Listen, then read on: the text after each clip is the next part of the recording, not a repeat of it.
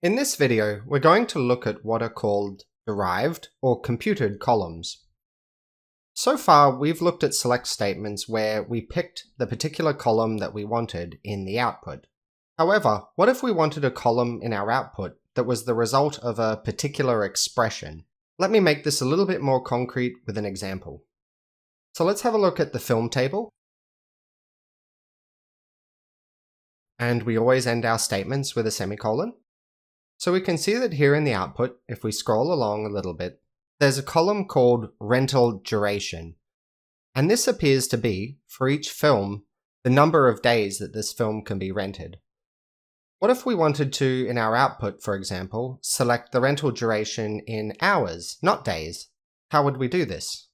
Well, we would need to write some sort of expression, something that takes that column and then modifies it. And we can do this in a fairly intuitive way with SQL.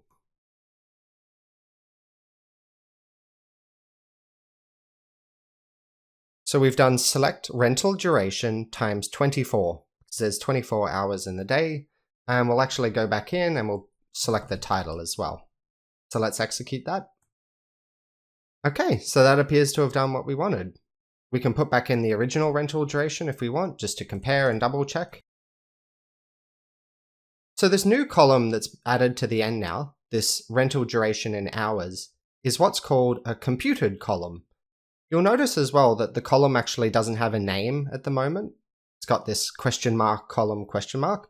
And this is where we'll use aliasing that we learned in our previous video to give it a nice friendly name.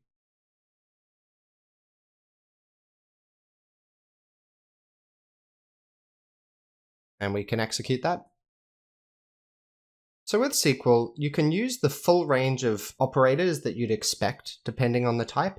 So if you wanted, you could do addition, subtraction, multiplication. Depending on the type, you get all the standard operators that you'd expect.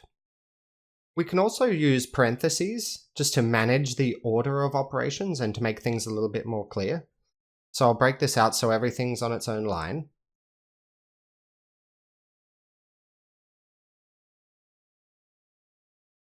Now let's say we just wanted to introduce parentheses just to show off order of operations. What we could do is put parentheses here around rental duration times 24, and we'll just do +1. Run that.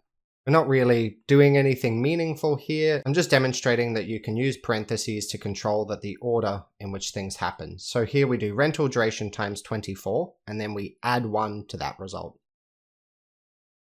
What's interesting about SQL is that you actually don't even have to use columns necessarily. You can kind of use SQL like a calculator. So let me demonstrate that.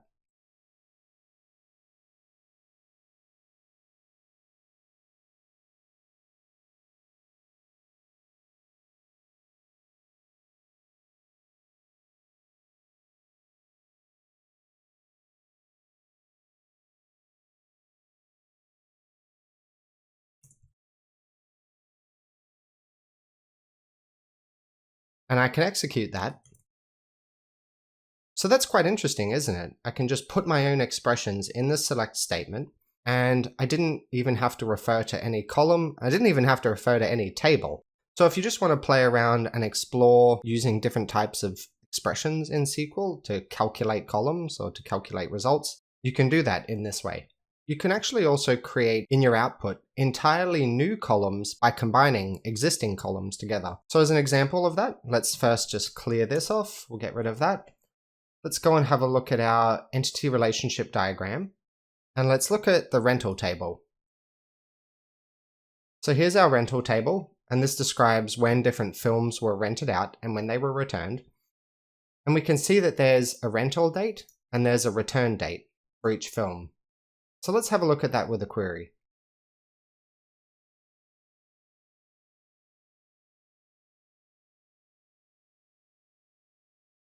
And we can execute that. Now what if we wanted to add a new column to our output, which shows how long each film was actually rented for?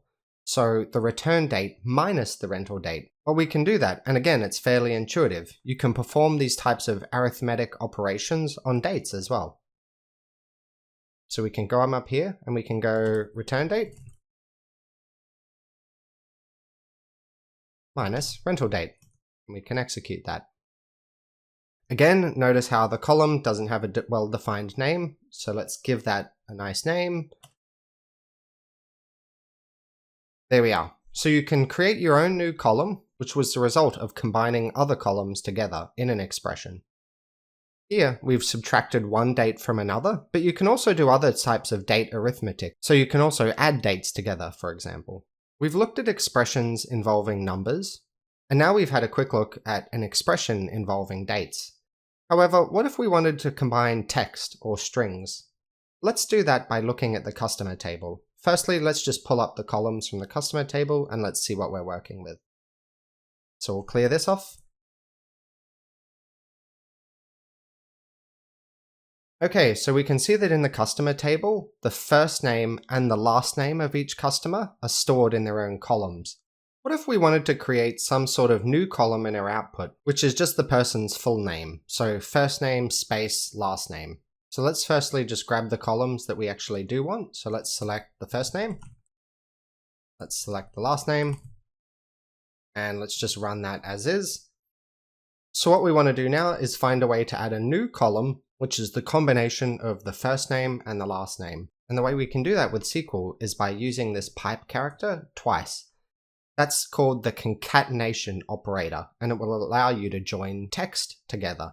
So let's give it a go. Type first name, concatenation operator, space, concatenation operator, last name, and we'll use aliasing to give the column a name like full name, and we can execute that. And there we are. We've created a whole new column, which is the combination of the first name and the last name, and we did it with the concatenation operator, which joined first name with a blank space with last name. So there's something else that's bugging me though, and that's that the names are all in uppercase. What I really actually want is a column called full name, but I want the name to be capitalized correctly. So I want Mary Smith to have a capital M, a capital S, and every other character to be lowercase. To do this, I'm going to introduce something called functions. SQL comes with a range of functions that are useful for transforming different kinds of input into different kinds of output. What I'm interested in initially right now is string functions, functions that act on strings to modify them in some way. So what I can do is I can open up the Postgres documentation. To have a look at the documentation, navigate to postgresql.org, and when that loads, click on Documentation.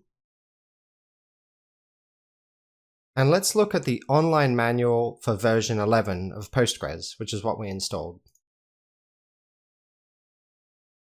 So what we want to do is search the documentation for string functions. And we can see that this result here looks like what we're after, string functions and operators. So let's click on that. Okay. So we can scroll down and we can see some interesting functions that are available for us to use. You'll notice that you can see this double pipe operator, which is what we just used now. So this says string concatenation, and it's for combining two strings, and they give an example of that as well. We just made use of that. So here's one that's interesting. There's apparently a function called lower, and it says it converts a string to lowercase.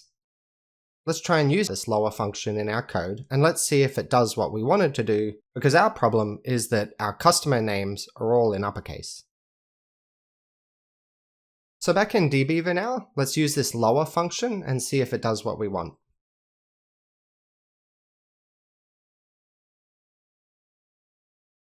And let's execute that. Okay, that's interesting. So now we have a column called full name, and all of the names are in lowercase, which is what lower said it would do. Lower converts the input, which is the combined name, so this is the input, first name concatenated with last name, and it converted that to fully lowercase. That's close to what we wanted, but it's not exactly what we wanted. What we actually wanted was the full names to be capitalized correctly. So lower is not the function we want. Let's head back to the documentation and let's see if we can find a function that does what we want. Let's scroll down a little bit more. None of these functions look like what we want. There's some quite interesting ones here. We'll revisit these a little bit later and we'll explore what they do for us. Oh, here's an interesting function, initCap.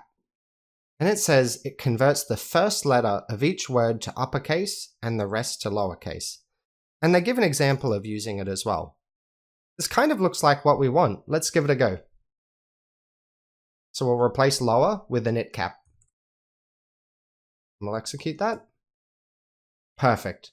That's exactly what we wanted. In later videos, we're going to spend quite a bit of time getting familiar with the different functions that are available to you. There are hundreds and hundreds of different functions that are available for you to use. Some of them work with strings, some of them work with dates, some of them work with numbers. What I'd recommend you do is bookmark that documentation page. And throughout this course, you'll find yourself going back there and referring to it and just looking up functions as you might need them. It's a good idea to just go and explore and familiarize yourself with it. The idea isn't to memorize all of the different functions that are available to you, but just to be broadly familiar with the types of functions. And later on in this course as well, I'll be going through some videos where we look at some of the most common functions. So this was just a quick introduction to derived or computed columns. We looked at how we could create expressions and different ways that we could combine columns together as well. Finally, we had a quick look at using functions in those expressions.